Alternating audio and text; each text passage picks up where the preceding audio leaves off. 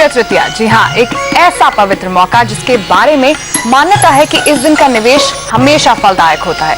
सोना एक ऐसा एसेट क्लास है जो हमेशा से निवेशकों के रडार पर रहा है। पिछला एक साल इस बात का गवाह है कि सरकारी सख्ती भी निवेशकों के भरोसे को बदलने में पीछे छूट गई है। रिटर्न कम मिला, हालात बदले, लेकिन सोने के प्रति चाहत जस की तस है। लेकिन बदले माहौल में क्या वाकई सोना निवेश के लायक है? बाजार में कई विकल्प मौजूद है, उनमें से बेहतर क्या है निवेश के लिए? यही समझने के लिए हम लेकर आए हैं हमारी एक खास पेशकश, इंडिया गोल्ड डे।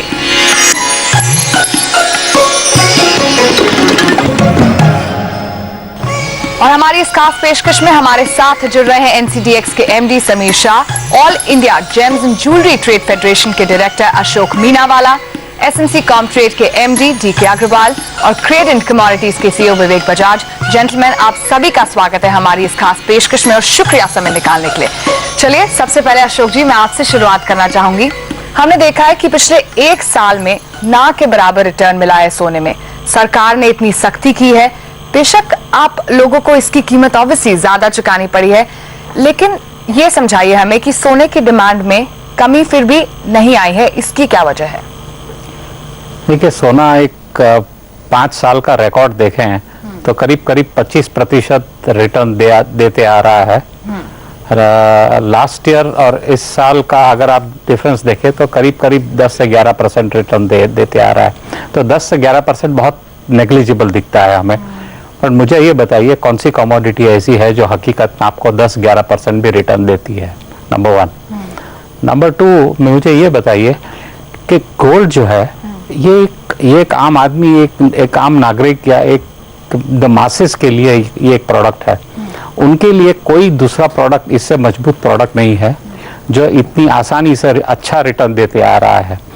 और मैं सही मायने में बताऊं तो जो इंटेलिजेंट लोग हैं वो सारे कैपिटल मार्केट्स में जाते हैं, जो कम समझते हैं वो गोल्ड में जाते हैं।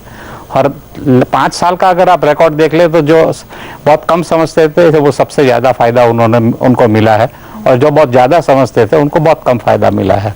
तो एक बहुत सिंपल एस्टिमेशन हमारा है। ऑफ कोर्स, और अक्षय तृतीया के मौके पर तो सोना खरीदना बनता है। लेकिन डीके अग्रवाल, मैं आपके पास आना चाहूंगी।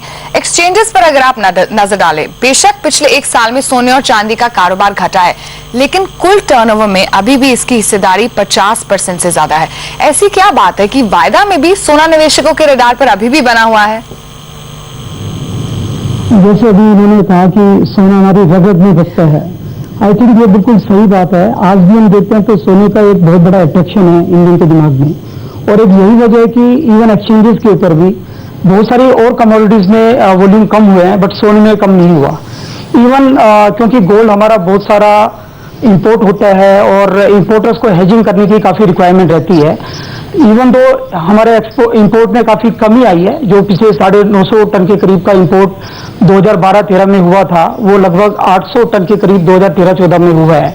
बट फिर भी क्योंकि इंपोर्ट 800 टन का इंपोर्ट भी हुआ है, तो उसके अगेंस्ट या हेजिंग की जो एक बहुत बड़ा प्लेटफॉर्म है एक्सचेंज, उसके अंदर हेजर्स का पार्टिसिपेशन उसी तरह से बरकरार रहा है। और सबसे बड़ी बात है कि गोल्ड एक बड़ा वोलेटाइल इंस्ट्रूमेंट है। इसके अंदर जो वोलेटिलिटी होती है वो स्पेकुलेटर को हमेशा अट्रैक्ट करती है। तो यही वजह हम देखते हैं कि एक्सचेंजेस के ऊपर इवन दो सीटीटी भी लगा है, जिससे कि वॉल्यूम में फर्क पड़ा, बट उन सबके बावजूद भी एक बहुत बड़ी गिरावट हमने गोल्ड की वॉल्यूम्स के अंदर नहीं देखी एक्सचेंजेस के अंदर। बट मैं यहाँ पर ये कहना चाहूंगा कि सीटीटी एक बहुत बड़ा डैम्पनर है, जो कि जिसकी वजह से बहुत सारे जो व्यापारी हैं जो कि गोल्ड के अंदर काम करना चाहते हैं और जो कि हेजिंग करना चाहते हैं, एक बहुत अच्छा प्लेटफॉर्म है ये एक्सचेंज, उसमें सीटीटी की वजह से काफी वॉल्यूम का इफेक्ट आ रहा है। बिल्कुल विवेक, इसमें मैं आपको बीच में लाना चाहूंगी। हमने देखा कि बढ़ते कैट की वजह से सरकार को सोने पर सख्ती जरूर दिखानी पड़ी, लेकिन इसका साइड इफेक्ट अब ये हुआ है कि घरेलू बाजार में सोने की कीमतों में जो ट्रांसपेरेंसी थी वो नहीं रही।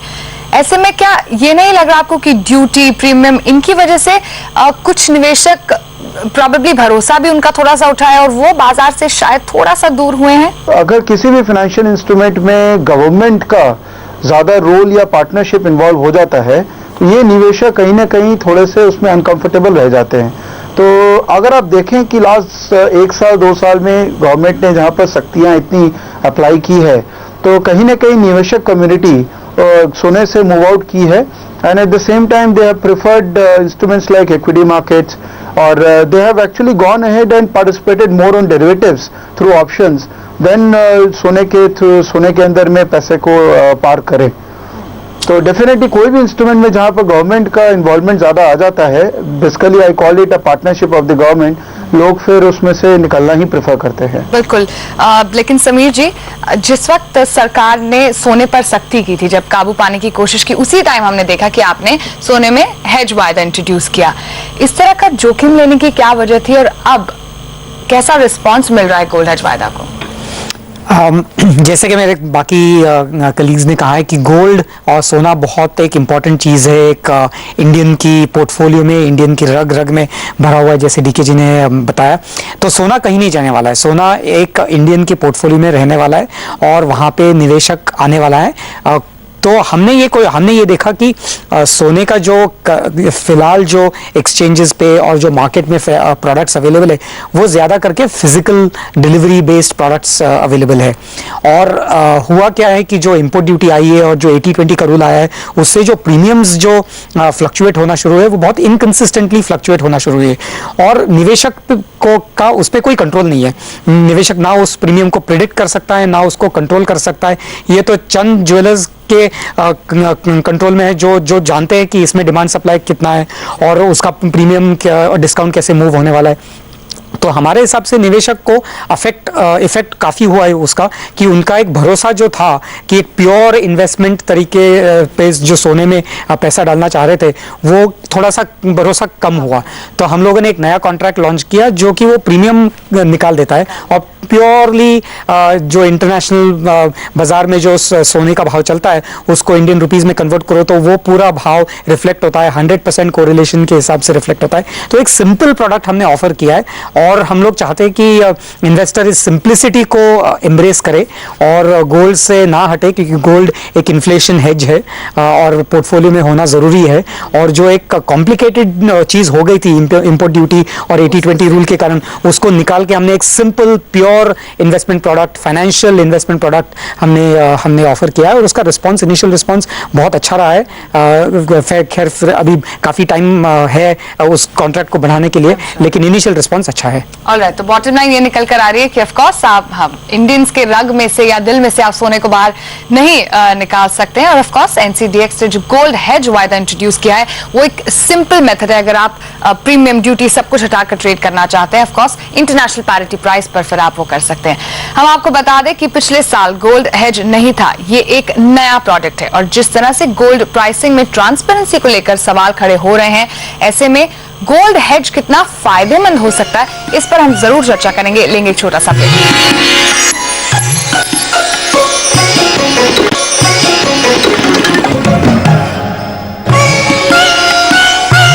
वेलकम बैक, सीएनबीसी आवाज पर आप देख रहे हैं हमारी खास पेशकश इंडिया गोल्ड डे। ब्रेक से पहले हमने चर्चा की कि सोने का महत्व एक भारतीय के लिए कितना इंपॉर्टेंट है, और सोने का मोह बहुत ज्यादा होता है हमारे साथ। लेकिन अशोक जी, हमारे पास बहुत सारे निवेशक आते हैं जिनके मन में ये सवाल आता है कि कॉमेक्स पर सोने का भाव इतना गिरा है, लेकिन भारतीय बाजारों में वो रिफ्लेक्ट नहीं हो रहा है।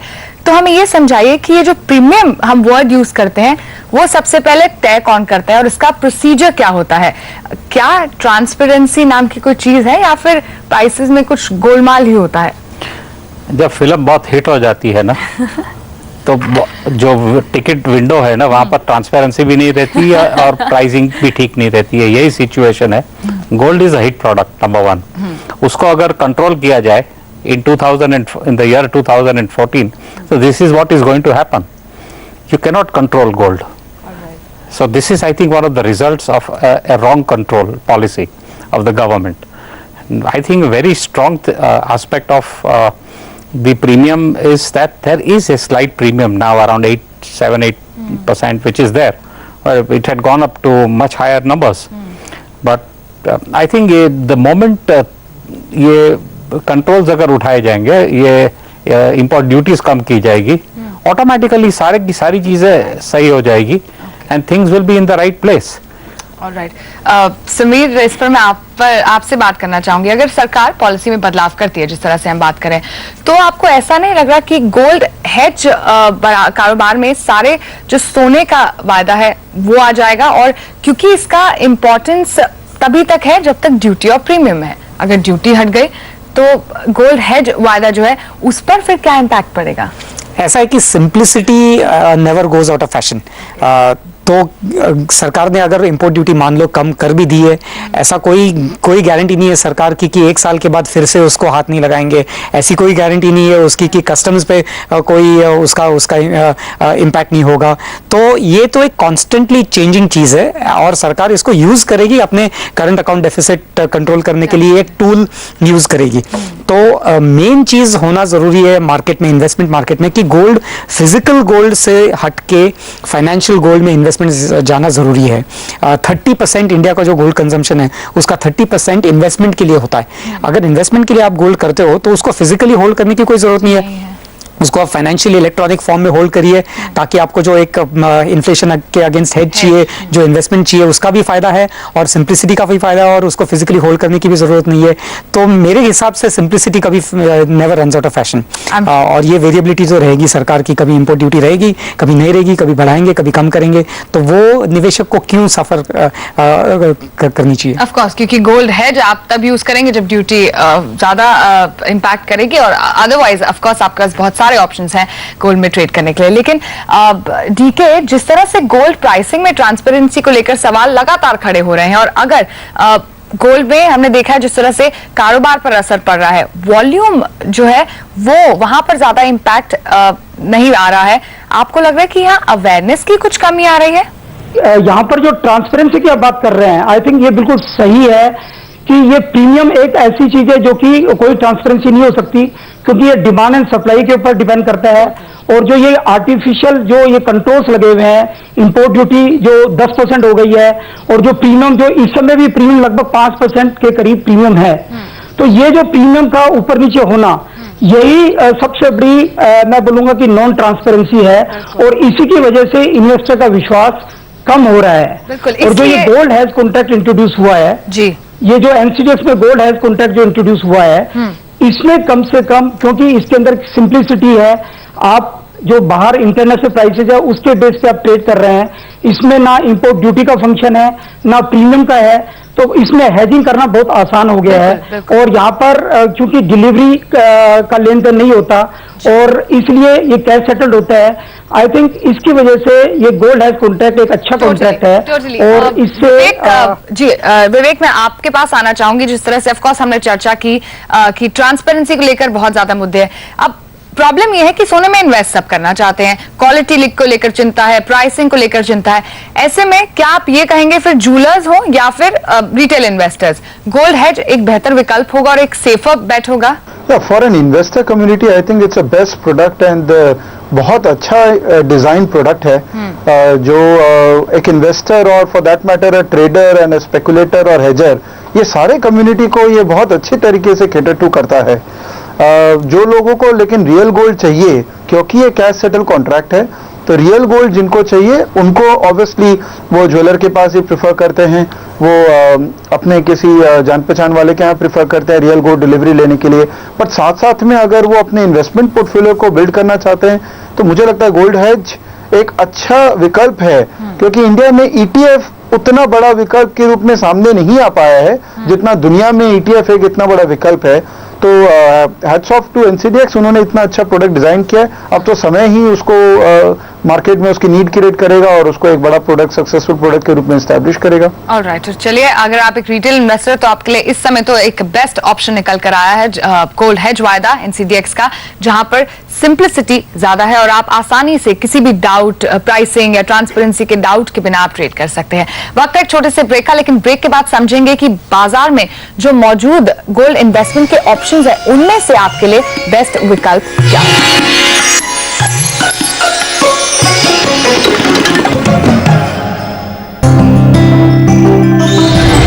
ओवरऑल गोल्ड हेज में अभी तक का देखा जाएगा तो उसमें पार्टिसिपेशन अभी स्लोली बढ़ रहा है। सो जैसे जैसे गोल्ड हेज में आप वॉल्यूम बढ़ता जाएगा, पार्टिसिपेशन बढ़ता जाएगा, तो मुझे लगता है that is an good opportunity to trade in the gold hedge market.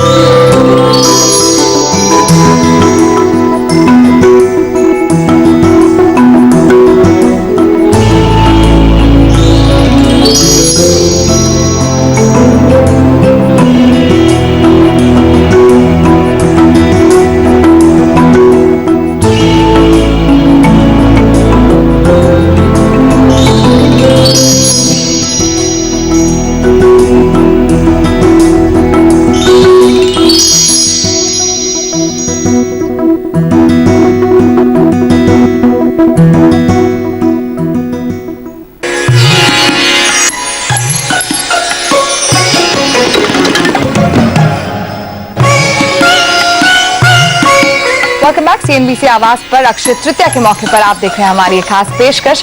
और अब हम आपको बताएंगे कि आपके पास जितने भी मौजूदा विकल्प हैं सोने में निवेश करने के, उनमें से बेहतर क्या होगा आपके लिए जहां पर आप अच्छा रिटर्न भी कमा सके।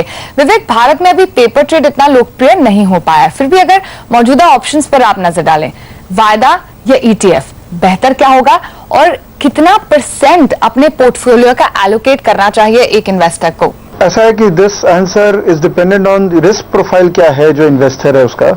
अगर वो लिवरेज करके रिस्क ज्यादा लेना चाहते हैं, एक यंग एज है and he wants to take a bigger bet in life, तब तो वायदा बाजार बहुत अच्छा है। बट अगर कोई थोड़ा कंजर्वेटिव है और वो चाहता है कि मैं जितना लेना चाहता हूं मैं उतना ही पैसा दे दूं, मुझे लिवरेजिंग नहीं चाहिए, तो उसके लिए ETF एक बहुत अच्छा ऑप्शन है। और as far as your investment book is concern, typically India के हाउस होल्ड सेविंग्स का 10% गोल्ड में रहता है, तो आई थिंक उसी को अगर बेंचमार्क किया जाए तो अगर आपका कोई इन्वेस्टमेंट पोर्टफोलियो है तो उसका कम से कम 10% आपको गोल्ड में एक्टिवली इन्वॉल्व रखना ही चाहिए।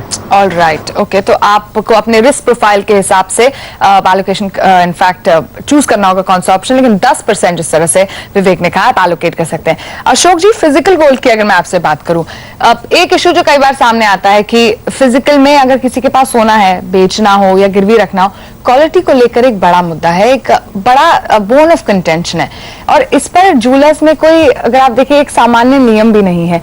इसको किस तरह से आप एड्रेस करेंगे? क्या आपको नहीं लगता कि ऐसे मार्केट सेंटिमेंट इससे कुछ बिगड़ता है?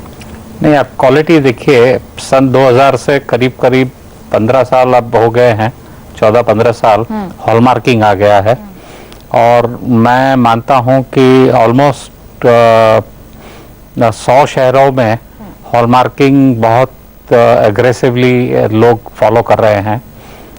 Jewellers, majority of the jewellers जो है वो हॉलमार्किंग का सामान ही बेचना चाह रहे हैं, एंड हॉलमार्किंग आपको अश्योर करता है क्वालिटी को। और क्वालिटी का अब डिस्कशन अब 15 साल के बाद करना जायज़ नहीं है। अगर आपकी ज्वेलरी 15 साल पहले की है तो स्टोरी शायद क्वालिटी के डिस्कशन में आ सकती है, बट फिलहाल इस समय के अंदर I think quality is not a very major problem. पुरानी ज्वेलरी जरूर जो मॉर्गेज रखते हैं या उनको गोल्ड लोन लेना है उसके सामने, उनको शायद क्वालिटी टेस्टिंग करवानी पड़ती है। बट आज आप देखिए तो कोई भी ज्वेलर के यहाँ से अगर आपने कुछ खरीदा हो, वो ज्वेलर बहुत आसानी से अपनी ज्वेलरी वापस ले लेता है, और अगर हॉलमार्किंग हो तो कोई भी ज्वेलर किसी भी ज्वेलर की ज्वेलरी वापस ले लेता है एक बाइंग प्राइस से। ओके, तो उस फ्रंट पे आपको नहीं लगता कि quality is not a matter of discussion? All right, okay, so I agree with you on that. लेकिन डीके, इस पूरी चर्चा के बाद ये बताइए, आपको क्या लगता है, फाइनेंशियल इंस्ट्रूमेंट के तौर पर सोने में निवेश के ऑप्शंस पर्याप्त हैं, या फिर आपको लगता है अभी भी कुछ करने की जरूरत है, कुछ और ऑप्शंस या विकल्प लाने की जरूरत है? देखिए, ई गोल्ड एक बहुत बढ़िया कॉन्ट्रैक्ट था, बट हम सभी को पता है कि जो NSCL फियास्को हुआ उसकी वजह से ये एक बहुत अच्छा कॉन्ट्रैक्ट जो कि आज करेंसी में नहीं है। बट मैं फिर भी ये चाहूँगा कि इस तरह का कॉन्सेप्ट अगर हम एक रेगुलेटेड एक्सचेंजेस के ऊपर उसके प्लेटफॉर्म पे अगर ई गोल्ड का कॉन्ट्रैक्ट आता है तो ये एक बहुत बढ़िया विकल्प हमारे लिए रहेगा। और जब तक ये ई गोल्ड का विकल्प नहीं है तब तक मेरे हिसाब से ETF एक बहुत बढ़िया ऑप्शन है, जो कि एक इन्वेस्टर के लिए सेफ कस्टडी भी ऑटोमेटिकली वहाँ रहती है, और एग्जिट और एंट्री रूट बड़ा आसान है। तो आई थिंक अगर ई गोल्ड जैसा कॉन्ट्रैक्ट वापस किसी भी रेगुलेटेड एक्सचेंज के अंदर अगर आता है तो it is a good option. और जहाँ तक गोल्ड की जो एक आउटलुक या कितना आपके पोर्टफोलियो में होना चाहिए, इसके बारे में मेरा अभी भी ये मानना है कि गोल्ड का जो आउटलुक है, लगभग 1 साल का आउटलुक बहुत पॉजिटिव नहीं है, बट उस सबके बावजूद भी, क्योंकि गोल्ड एक सेफ हेवन है, ये एक हेज अगेंस्ट इन्फ्लेशन है, और किसी भी पोर्टफोलियो में एज ए डाइवर्सिफिकेशन टूल ये रहना चाहिए। तो कम से कम 10 से 15% एक हर एक के पोर्टफोलियो में गोल्ड का एक हिस्सा रहना चाहिए। ऑल राइट, तो सभी निवेशकों, इन्वेस्टर्स के लिए यही सलाह है, 10 से 15% आप एलोकेट करें अपने पोर्टफोलियो का सोने में। आपने देख ही लिया कि बाजार भी इस बात को अच्छी तरह से मान रहा है कि आगे भी सोने का ये जो ट्रेंड है, अप ट्रेंड है, ये जारी रहेगा और सोने का मोह कभी खत्म होता नहीं है। All that glitters in fact is gold. और इसी के साथ आप सभी का बहुत शुक्रिया हमारी इस खास पेशकश में शामिल होने के लिए, और आप सभी को और सभी दर्शकों को अक्षय तृतीया की ढेर सारी शुभकामनाएं। इस खास पेशकश को देखने के लिए शुक्रिया।